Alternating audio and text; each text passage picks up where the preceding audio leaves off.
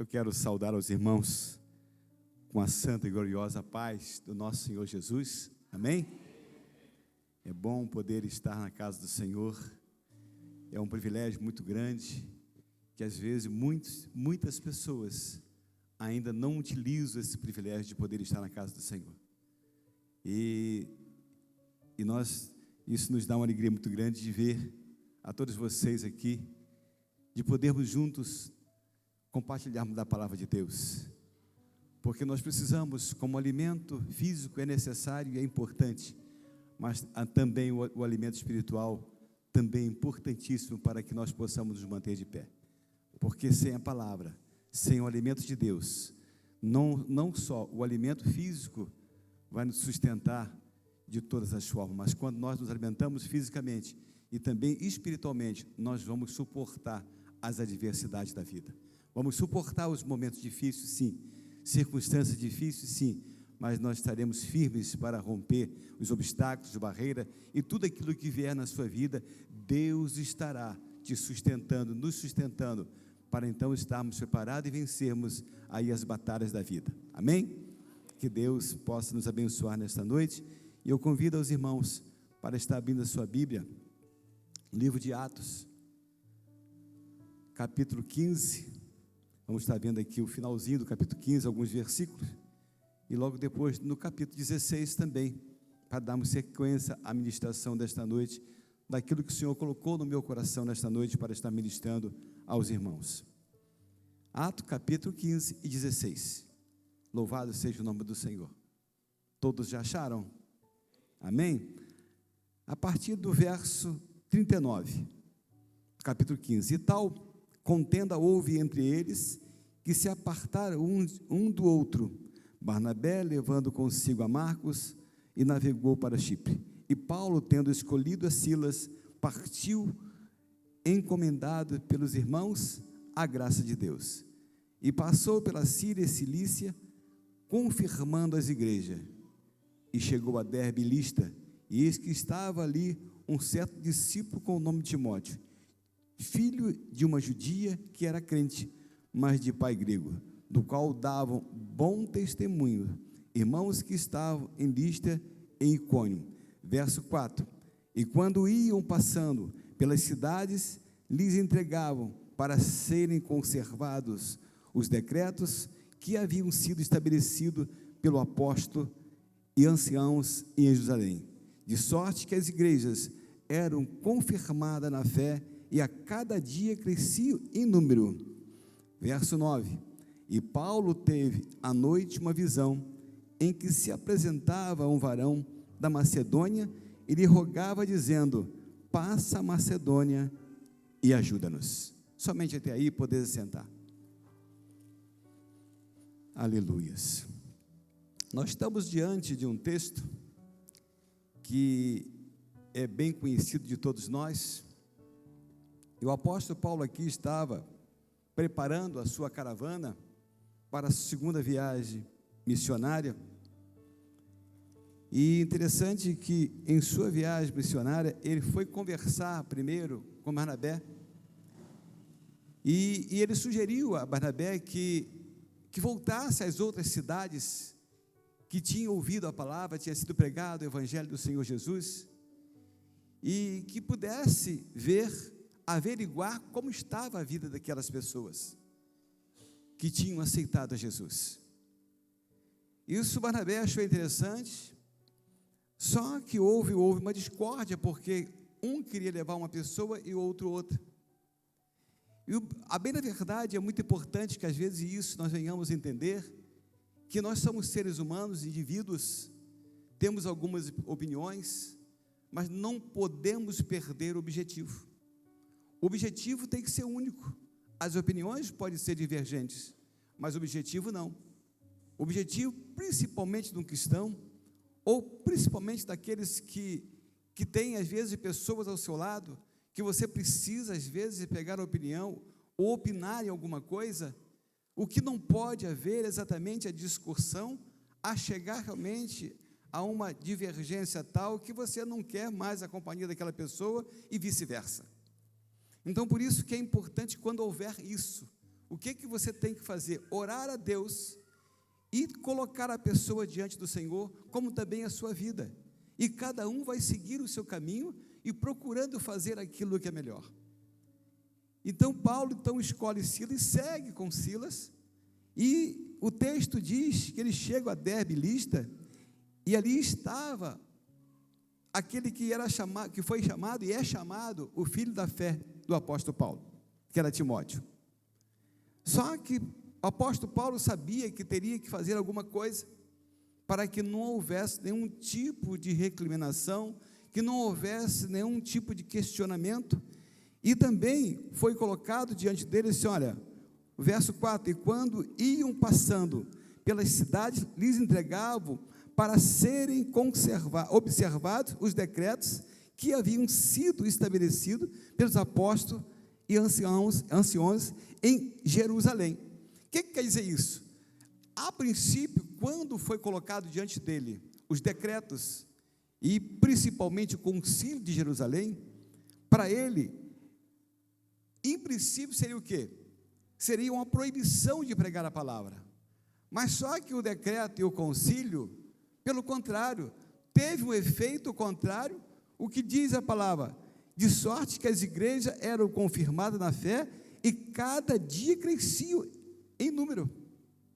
Então eles souberam entender aquilo que havia de impedimento, eles procuraram entender aquilo que havia sido passado para que eles não fossem de encontro àquilo que era proibido. Então que ele pudesse então ter, através da sabedoria que Deus deu a ele, que ele pudesse então ministrar, e que as igrejas fossem crescendo, as pessoas fossem aceitando Jesus, as pessoas pudessem estar na presença de Deus, e isso ele foi. Só que quando chega no capítulo 16, no verso 6, e passando pela Frígia e pela província da Galácia, foram impedidos pelo Espírito Santo de anunciar a palavra na Ásia. Por quê? Deus, como Ele conhece, Ele é sabedor do seu pensamento, Ele é onisciente, Ele sabe realmente o que está acontecendo. Então Ele sabia que o apóstolo Paulo estava com a intenção de ir para a Ásia. Por quê? Porque ele sabia que na Ásia tinha outras cidades maiores, cidades que ele poderia chegar até ali e fazer um grande trabalho, pregar a palavra, mas só que ele, como o pensamento dele era um pensamento humano, havia coisas melhores para ser feitas, e havia uma necessidade maior que Deus precisava fazer. E logo no verso seguinte, e quando eles chegaram a Mísia, intentavam ir para Bitínia, mas novamente o Espírito de Jesus não lhe permitiu, proibiu que ele fosse. Aleluias! Proibiu porque Deus tinha algo diferente para ele. Deus sabia aquilo que precisava acontecer primeiro, exatamente aquilo que aconteceu com aquela mulher de Samaria. Observe que no verso 4, do capítulo 4 de João, Jesus disse, é necessário passar por Samaria. A necessidade de passar por Samaria, o Senhor sabia qual era a necessidade. A primeira necessidade é que ele tinha o que? Ele tinha uma contenda com o povo samaritano. O povo samaritano não aceitou a vida de Jesus da forma que ele veio. Então, eles simplesmente acreditavam que Jesus era somente um profeta.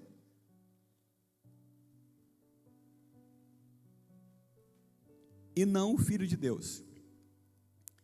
E Jesus já tinha conhecimento do Pai, que estava chegando a hora dele voltar.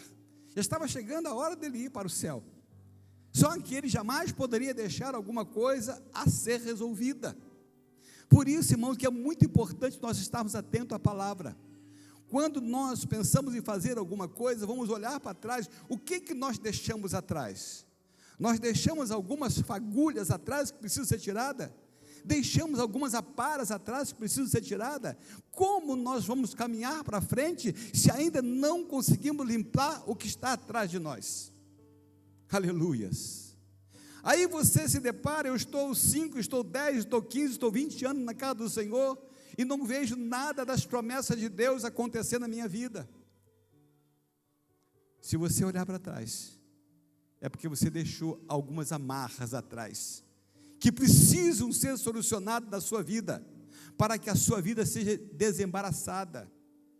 Eu lembro muito bem que, quando há 24 anos passados, que eu passei um momento difícil da minha vida financeiro, e eu tinha que conversar, porque eu montei uma empresa com sociedade, com o meu cunhado, e a coisa não foi, eu não era cristão ainda, e a coisa não foi adiante, e só que o meu cunhado achou que eu tinha roubado ele, que eu tinha pego o dinheiro dele, e nada disso eu fiz.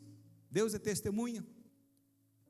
E só que a cada dia passava, eu achava que eu não tinha força para voltar e conversar com ele, e dizer que as coisas não deu certo, porque não era para dar certo.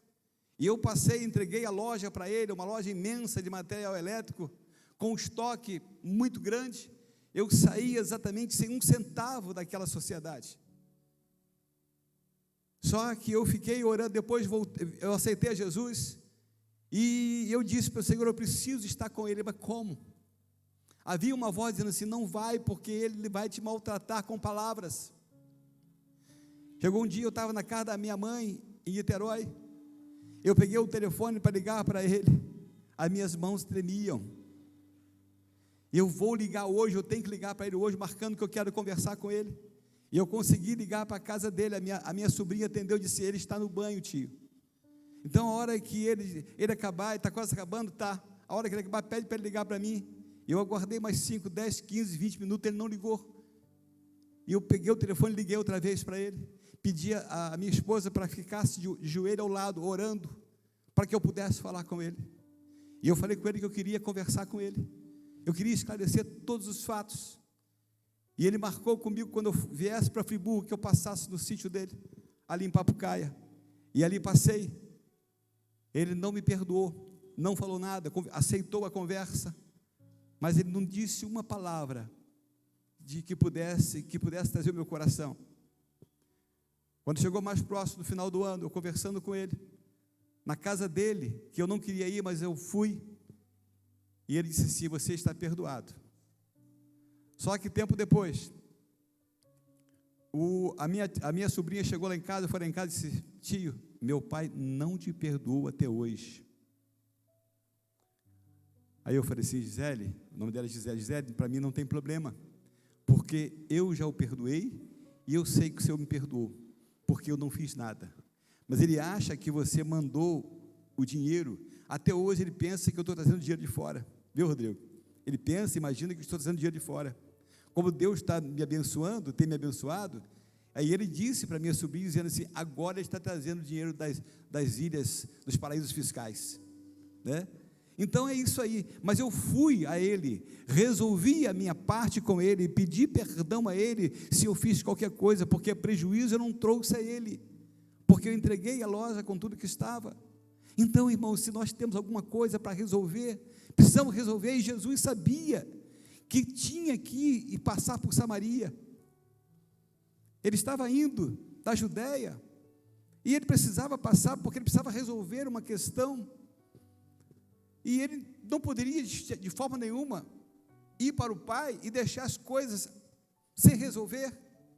Mas ele sabia também que havia uma outra situação que era preciso ser resolvida, que era a mulher samaritana, que elas viviam uma vida pecaminosa, uma vida do pecado. Então ele promove o encontro com aquela mulher, e aquela mulher se encontra com ele, e ali naquele momento que ela se encontra, ela reconhece que ele era judeu, e logo depois adiante ela reconhece que ele era um profeta, e logo depois ela entende que ele era o Cristo. Aleluias. E ali ele pôde resolver toda a situação. A animosidade que até então havia entre os judeus e os samaritanos passou a não haver mais, porque Jesus, além de pregar o evangelho em Samaria, o próprio povo de Samaria disse para Jesus ficar mais 2 dias. E o testemunho daquela mulher foi claro, foi totalmente claro, porque ela disse para aqueles homens o que ele fez, porque ele só poderia ser o Cristo. E eles entenderam. Só que depois ele disse: olha, mulher, eu sei que você testemunhou da verdade que aquele homem é, mas não é só pelo testemunho que eu vejo quem ele é. A palavra que ele pregou é a verdade. E ele me fez entender que Ele é o Salvador do mundo. Então Jesus precisava fazer isso, porque Ele precisava esclarecer, resolver, Ele não poderia deixar nada pendente. Como também havia necessidade de salvar aquela mulher, a mulher samaritana, ela precisava deixar a vida que elas até então estavam vivendo, uma vida de pecado, uma vida de suja. E Jesus então disse: olha, você não tem marido, você traz o seu marido, melhor dizendo. E aí ele ainda disse assim: mas o que você tem não é seu. Aleluias, porque os 5 que você teve também não era seu. Por que Jesus disse que era necessário passar ali? Porque precisava resolver 2 situações.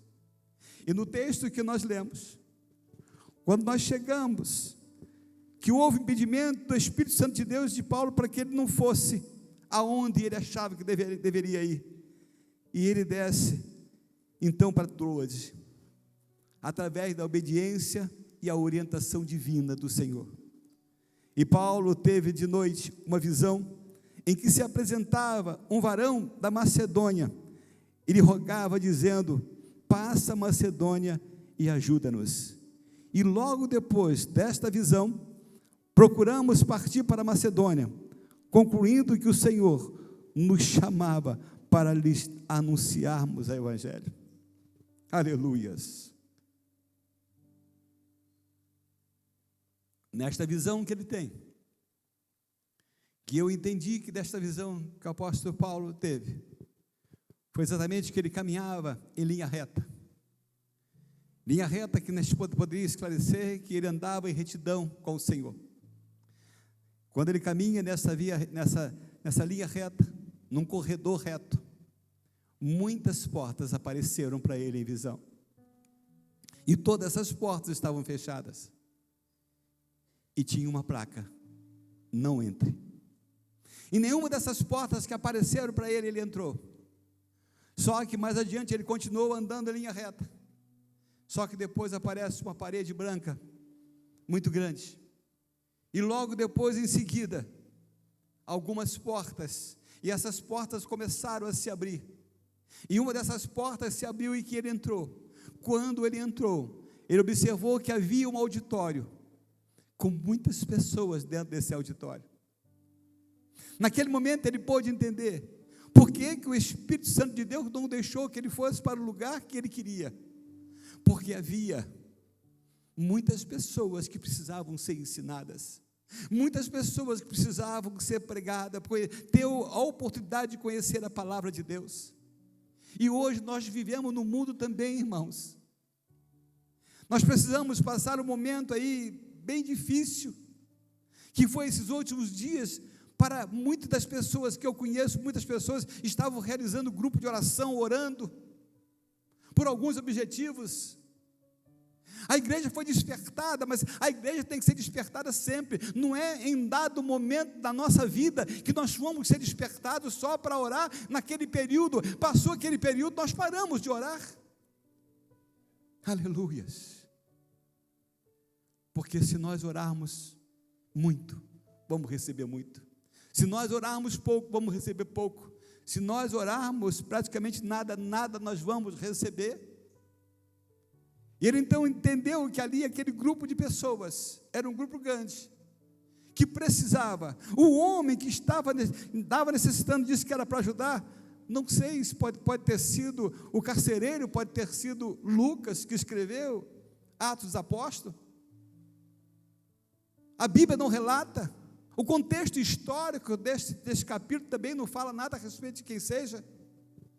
Insinua que pode ter sido Lucas, mas nós não sabemos. Isso é o menos importante para nós. O mais importante para nós é que ele obedeceu à voz do Senhor, obedeceu o sentido daquilo que Deus queria para a vida dele, e ele obedeceu e seguiu a orientação divina. Obedecer, e é muito fácil obedecer ao Senhor, porque o alfabeto de Deus, aleluias, é 4 letras. O nosso alfabeto, se não me falha a memória, que são 27 letras, se não me falha a memória. Já tem um tempinho que eu não estudo essas coisas, mas me parece que é 27, não me recordo bem. O alfabeto da obediência de Deus é 4 letras, obedecer. É muito mais fácil nós gravarmos 4 letras do que gravarmos 27, não sei quantas letras são, e a partir daí formarmos palavras. Deus já traz, através de 4 letras, a formação da palavra obediência. Então o que nós precisamos é simplesmente obedecer, e nós vamos ver através da obediência a ação divina sobre a nossa vida. Aleluias. E quando ele vê, ele começa a entender, e o texto diz que logo depois desta visão, procuramos partir como ele foi para Macedônia, concluindo que o Senhor o chamava para anunciar o evangelho. Foi quando ele, ao término dessa visão, ele percebe que ele entrou num lugar que tinha muita gente, e essas pessoas precisavam de Jesus, essas pessoas precisavam conhecer o evangelho do Senhor. E ele então diz que, navegando de Troade, fomos correndo em caminho direito para Samatrácia, e no dia seguinte para Neápolis, e dali para Filipos, que é a primeira cidade desta parte da Macedônia, e era uma colônia. Estivemos alguns dias na cidade. Só que no dia de sábado, já passado alguns dias, creio eu, ele sentiu a necessidade de orar. Então ele sai para fora da onde ele estava e vai até a beira de um rio. Ele encontra ali algumas mulheres orando naquele momento. E eu quero parabenizar as mulheres. As mulheres são muito mais ativas espiritualmente do que o homem. O homem é mais acomodado. Aleluias. As mulheres não. Eu vejo lá em casa. Eu vou sair, a minha esposa, olha, vamos orar.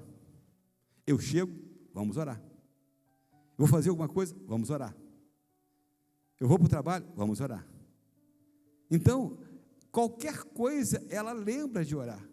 E às vezes, algumas vezes, eu não lembro de orar. O que eu lembro de orar é só o propósito que nós fizemos e fazemos, já estamos fazendo há muitos anos, que é a oração de Daniel. Eu disse para Deus: Deus, não me deixe esquecer, eu preciso orar no mínimo 3 vezes ao dia. E aí eu não esqueço, porque eu fiz o propósito e o Espírito Santo de Deus me lembra. Mas ela não, qualquer coisa, aleluias, qualquer coisa que nós vamos fazer, antes de fazer, ela pede, ela logo, vamos orar. E a oração é a chave para que a gente possa encontrar aquilo que nós precisamos encontrar. E diz o texto que o apóstolo Paulo então desce à beira do rio, onde julgávamos haver um lugar para oração, e assentando-nos falamos às mulheres que ali se ajuntaram. Creio que o texto está dando a entender que ali com ele e seu companheiro Silas, ali oravam com esta mulher, oraram com essas mulheres. E dentre essas mulheres estava exatamente uma mulher chamada Lídia, aleluia, vendedora de púrpura da cidade de Tiatira, e que servia a Deus, nos ouvia, e o Senhor lhe abriu o coração para que estivesse atenta ao que o apóstolo Paulo dizia. E neste momento ela se converte, ela aceita Jesus. E quando ela aceita Jesus, foi exatamente porque cabe ao ser humano, aleluias, a atenção. Ela estava atenta àquilo que o apóstolo Paulo estava falando, mas também o Senhor, através do Espírito Santo de Deus, fez com que ela abrisse o coração, porque nós só vamos aceitar o Evangelho, só vamos ouvir a palavra de Deus, à medida que nós abrimos o nosso coração e dizemos para Deus, para que Ele possa entrar e penetrar no nosso coração e na nossa vida, aleluias.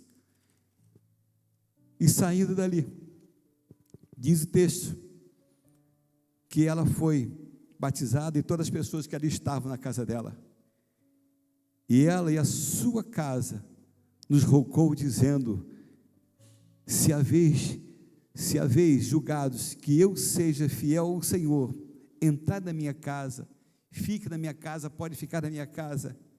E ele permaneceu por alguns dias, e aconteceu que, indo ele à oração novamente, saiu ao encontro dele uma jovem adivinhadora, e essa jovem adivinhadora, através das suas adivinhações, ela dava dinheiro aos seus senhores, aleluias.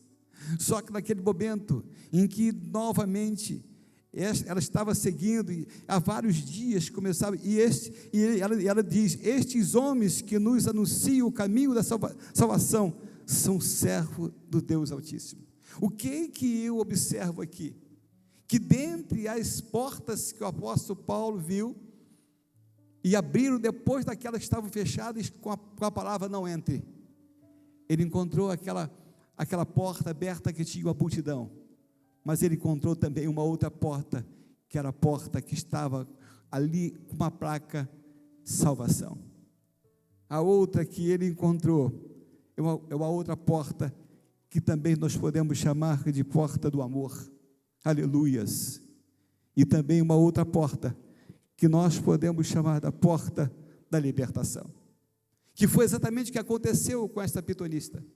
Ela foi liberta daquele espírito de adivinhação, e isso trouxe um descontentamento aos seus senhores, e ali eles se prepararam e exigiram que eles fossem levados cativo, fossem presos, e eles foram presos, açoitados, aleluias, e foi levado ao cárcere, foi jogado, e amarraram ele a um tronco.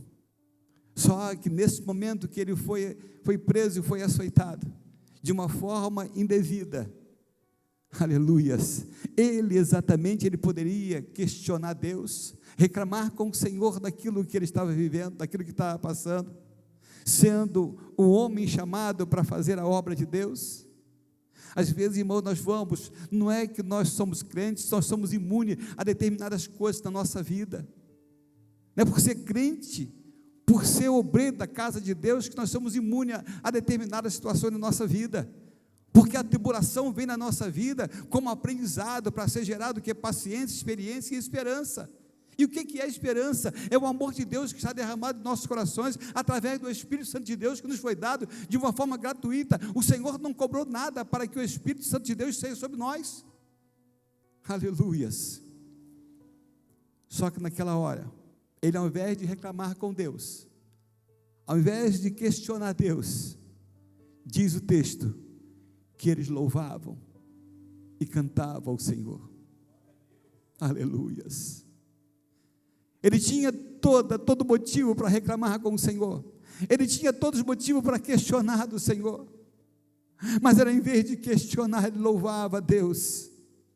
E é isso que nós precisamos ter, esse coração realmente quebrantado, e um coração entendido daquilo que Deus quer para nós. Os momentos de dificuldade podem aparecer, a adversidade pode aparecer, mas elas serão solucionadas por Deus, porque Ele sabe como somos nós, Ele sabe que nós somos filhos, Ele sabe que nós necessitamos, e Ele vai nos responder e fazer aquilo que nós precisamos, segundo o querer dEle e a vontade dEle, no momento que assim Ele desejar. Mas quando nós, diante da dificuldade, louvamos ao Senhor, cantamos louvores ao Senhor, adoramos ao Senhor, de uma forma instintiva, o Espírito Santo de Deus vem em nosso socorro, porque o salmista diz, ele é o nosso socorro bem presente na hora da angústia, nos momentos difíceis da nossa vida, aleluias. E de repente, vem um socorro de Deus para aqueles homens, porque eles estavam orando, vem um terremoto, as portas se abrem, os presos não saem, e o carcereiro acorda, que ele estava descansando, e quando ele viu aquilo, ele ficou apavorado porque ele achava que todos os presos tinham saído, aleluias.